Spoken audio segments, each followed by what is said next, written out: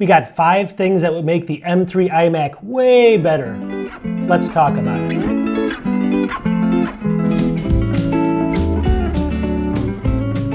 Welcome back to the channel. Now we all know that the M3 iMac came out about a month ago or so, but it hasn't changed a lot from the M1 besides a couple things. So it came out with the M3 chip, which is quite a bit faster, and the ability to go from 16 to 24 gigs of RAM, which helps, but it's not a huge change. Now, if you watched my channel before, you know a couple things. I'm a huge iMac lover. I have one sitting here. I have a 27-inch I talk about all the time over there with 32 gigs of RAM from 2017. I do all my 4K editing on there. I have older ones back there. I love them. As I kind of came through the YouTube algorithm, I just loved using them. It got me into creating videos because of the screen, how beautiful they are. So I love iMacs. I just wish that Apple would put a little more attention to them, especially nowadays, especially with the M3 version that just came out. Now, I understand why they don't do this, right? I mean, they want to sell you a $1,600 monitor instead of a 27-inch computer. I mean, there's a lot of reasons why they do it. I know that they have all their kind of algorithms and stuff. So I'm not asking for major changes here. I'm asking for 5 different things I want to go over that is going to make the M3 iMac way better. And they're not going to be huge. Some of them will be bigger changes, but overall, there's going to be some common ones and some not so common ones. So stay tuned to the whole video. Tell me if you agree at the end of it, and tell me what your option, what are your suggestions that I missed. So we'll get into the video now, the 5 reasons what's going to make that way better. Let's go. All right, the most obvious, and I just want to get this out of the way, number 1 reason is going to be make it a bigger screen, right? Now I would say I want a 27-inch screen. I don't want a 32-inch, and let me explain. Number 1, they already have a 27-inch screen in the studio display, and we know the cost of it already. So that's one thing, and they've already made a lot of them. If we go at 32-inch, you know Apple, it's going to be way too expensive. I mean, I think the 32-inch that they make now is just the monitor's $5,000. So when we get up to those big screens, it's going to be big pricing. And I want to be able to afford this thing if they're coming out with it. So there's the reason I want the 27-inch. Now imagine it in the studio display's body. The studio display is a lot thicker. So I don't care about how thin the thing is. It's against the wall half the time. If thickness is good for me, I can have better speakers. I can have more ports on it that aren't going to be limited to the size of how thin this thing is.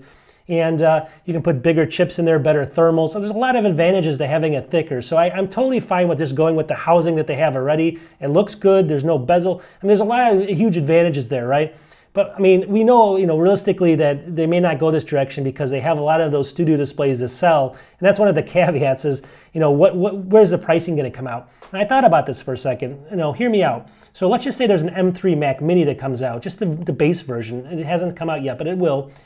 Let's just say that's still the same price. Let's say you can get it for $499 like you can now, or $599. Well, if you slot one of those into a studio display, right? In that studio display, let's think about this for a second. Let's say it's $1,500 that roughly, and then you slot in like another $500 for the M3 Mac Mini. Just put the guts in there. We're at about $2,000 for the base unit for a 27-inch iMac. That's a little bit over what it used to be, the base model, but very close. And I'd be a buyer. I'd add some RAM to that. I'd be happy with it. I think a lot of people would. So the size of that screen is important to a lot of people. They already have it. They just don't want to jeopardize the other stuff. And obviously, if you go with different chips and stuff, it would get more expensive. And we'll talk about that in a second. But overall, I think they can get it around $2,000 using that same screen and everything. And I don't think people care if it's this thin. I mean, I really don't. I think, in fact, the thinness of this actually makes it way more wobbly and easier to knock over and stuff. So I actually want it more substantial, thicker, and it's against the wall, so I just don't care. All right, like I said, I'm not asking for the world. So number 2 that would make this so much better, the M3 iMac, would just be CPU choice, and not a huge choice. Hear me out. So I think the M3 Pro is another choice, would be what I would want. I don't even care about the Max or the Ultra. Again, those would get too expensive for me. I mean, it would be nice to have, obviously, but I'm just asking for the M3 Pro. Can you imagine? Then it would go from like being able to go up to 24 to 36 gigs of RAM. So you have a system here that you would have with 36 gigs of RAM, the M3 Pro chip, and a beautiful 4.5 or 5K screen. It would just be perfect for people like me, content creators, YouTube people. It would just be a perfect system. Now, you take a step back and you say, well, wouldn't that be really expensive if you added that Pro chip and all this other stuff? No, I mean, think about it for a second. Let's just take a look at it for a second. If there was an M3 Pro Mac Mini out there, those are about $1,200, all right? But you have to minus some money because of all the guts. You don't use a lot of this stuff in there, like all the different ports and stuff. So maybe that's going to cost like $1,000 or something. So you might be around, again, $2,000 for this iMac here, maybe less. But with that Pro chip, it'd be very similar to the laptops of around $2,000. Now let's take a step even further back and let's just say, let's throw this thing into that studio display. an M3 Pro chip in a studio display, and it would be the brand new 27-inch iMac. Well, perfect, right? You'd have the 36 gigs of RAM, the M3 Pro chip, and you know, it would just work perfect. And what would the cost be? Would it be too expensive? No, think about it. It's about $1,500 or so for the studio display. If you take that in the, you know, the M3 Pro Mac Mini, that would usually be about $1,200, and you take the guts out, maybe we say $1,000. We're only at about $2,500 right there, and that would be for a Pro version of the 27-inch base model. So if you think about it, $2,500, you'd have the 27-inch. You'd have the M3 Pro, you might have 16 gigs of RAM, and then on sale, you might be able to pick that up for $2,300. That would be the perfect system. You could upgrade the RAM, and you might be still under $3,000. You upgrade the RAM to 36, maybe you're at like $2,800. It would be perfect. Everyone would love it. Everyone would be buying that thing. And I think if they gave you the ability, the extra ability just to hook up that could be used as an external monitor, they'll never do that. They should. If they did that and just kept that as like a standalone studio display as well, they would sell so many of those things, it would be ridiculous. You tell me. All right, the third thing is not that important, but what would make the M3 iMac better? Let's just talk about this. This is the third thing. It's not going to be the most important, but it's the color, right? So I love the color on the back. This blue is incredible. It's like a navy blue. The front is a baby blue. It looks like it should be in a kid's room. Now, it doesn't bother me that much. I bought it, obviously. I mean, I look at it. I mean, I'm showing you the back of it back here. That's what I show people, but it's usually against the wall, so most people see the front. So overall, I wish they would just change this back color, move it to the front, make this a dark blue, make the orange a dark orange, just change it. Everyone I listen to on YouTube says the same thing. They all want it changed, but they never do it. Who created these pastel colors? I know that maybe they're trying to mimic their old, colors and stuff. Times have changed, obviously. Those things were thick. These are thin. Colors can change slightly. Change the colors in these things. I think more men buy these than women. At least Macs and overall, but I guess maybe, I don't know, maybe iMacs they don't. Maybe that's one of the reasons. I have no idea. Overall though, the pastels just don't do it for me. Let me know what you think. If they just change the colors, I think they would get a few more buyers because these kind of look just a little bit like they just don't go that well. All right, the fourth thing that would make the M3 iMac better, even better, is going to be more ports, obviously, but let me explain for a second. This one's not that important to me. Let me explain why.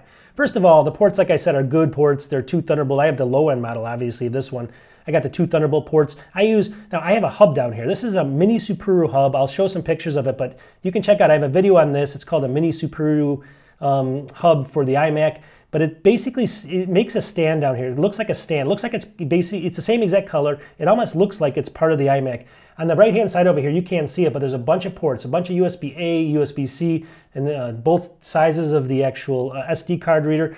And the kicker of this thing is it's got a slot for an M.2 SSD in here as well. And I added another terabyte or 2 terabytes in here. So all in one, you just connect it into one of the ports, and now I'm golden. This one works really well. As far as the Sateki one, I did another video on. I'll show you some pictures of that. But that one's also perfect, and that one also has an M.2 SSD ability built into it as well. I'll have links to both of those in the description if you want to check them out, but you can slide in an SSD in there, and for almost no money, well, some money, 50, 60 bucks, but it's a lot cheaper than paying Apple going up to a terabyte in space there. And it takes up one of your ports, but you get all these other ports here. So I don't care too much about that. I mean, on these iMacs, this is what I like using. This base also gives me more stability on the system. So overall, I mean, to me, it's a huge upgrade actually. Now, if Apple was to build something like this in, it would be perfect, obviously, because I know they like perfect, they want minimalization on the front of it, but you can't see the ports over here. If you look at it from front on, they're only on the side. It would be perfect for Apple to create a base like this that has the ports down there. They won't do it again, I know it, but it would make it so much better. But if not, you can just buy these hubs. So overall, that's what I'm saying. I mean, if they don't do that, I mean, just adding an SD card slot maybe on the side over here, and when it slides in sideways, because I know there's enough depth here. I mean, something like that. Just even that card slot would make this so much better, just to have the one extra port, or even another extra USB-C or USB-A, which they'll never do. The USB-A they won't, but at least having that would make this so much better. So ports is another one, more ports. All right, the fifth thing that would make this better, hear me out on this. Now, I know a lot of people complain about the same thing. You hear on video after video, oh, they have the lightning ports on the new M3s, so you have to use lightning port to charge your mouse and your keyboard and stuff. Well, that doesn't bother me that much because I don't move this thing around. I have the cable. What's the difference if I plug in a USB-C or lightning? I could care less. I mean, it'd be nice if they change it, but I don't care. The thing that I do care about is you're paying for the keyboard. It's like $100, and that would even lower the cost of this separately if you could just buy this. So that, they're adding this cost in, but they're adding the cost of a mouse. Now, you notice here, I'm not even using this mouse, right? I'm not using the Mac mouse. I have a bunch of mices I test and stuff. but because I hate it. So I think a lot of people hate that mouse. And I know you have to plug it in and upside down to make it charge and all that stuff. I'm not even talking about that. I'm talking about the ergonomics of the mouse. I think if they just redesigned the mouse and made it more like an MX Master mouse or something that people use all the time, has a higher profile, better ergonomics for you, it would just be worth so much more people's time and effort to use it. I mean, right now I've read an article that 50% of people don't even use the mouse, and I'm one of them, and maybe it's even higher than that. They just get rid of it. I mean, first of all, it needs a scroll wheel. I mean, the haptic function, or however you move your fingers across that little, it works okay, but I just don't like it. It needs to be more ergonomic, designed so that your hand can rest on it a little bit better. I like flat mice sometimes. I use like all these different mice just to test them out. But overall, that's a huge negative there, and you're paying for it. So either remove it and sell this thing separate for less cost, or just get a better mouse design, and that's going to would make it so much better on the M3 version of it, or the M4 or 5 moving forward. All right, so those are my 5 things. Now you put in the comments what I missed or what you think could make this better even. Those things I think, like the screen size is something that's obvious, but I don't think they're going to do because of the studio display and just taking sales away. But I mean, even the Pro chip. The Pro chip is something they could have done, I think, if it fit in there. As people are saying, it may not fit in the chin. Who knows? But if they use the studio display, there's a lot of things they can do here. And I just don't know why they don't do it. But you tell me. I mean, I would buy one instantly if it was 27-inch and it was around 2,000 bucks. Or if it had the Pro chip, it was around 2,500 bucks. I would be buying these things, but they just don't do it. The color change, I mean, that's going to bring some more people in. I don't know why they do this. Apple does things for a reason. But you got to understand, like, not every company does things right, all right? Apple's made a lot of mistakes in the past. So have a lot of other big companies, Google, and you name it. I mean, you name it, they've made mistakes. This is one I think they're making a mistake on. I know that they're just trying to, funnel people into a certain thing to pick different products, but the iMacs are a little bit different. They're not going to be, you don't travel with them. They're completely separate than a lot of their other products where they're mostly laptops now. So I think having this, in a price range that maybe doesn't compete exactly with some of those things but might and others is fine because it's a different product. You tell me in the comments, am I right, am I wrong, am I crazy? And I guess I'll wrap this up, but it's just kind of on my soapbox. I wanted it to be so much better when it came out. It's good, I like it. I might even still, buy one with 24 gigs of RAM and stuff, but at the end of the day, it's just not perfect for me, and I wish they would just make a couple small tweaks and it would be. I'll talk to everybody soon. And if I don't hear from you after Christmas and whenever, just have a good holidays. Peace.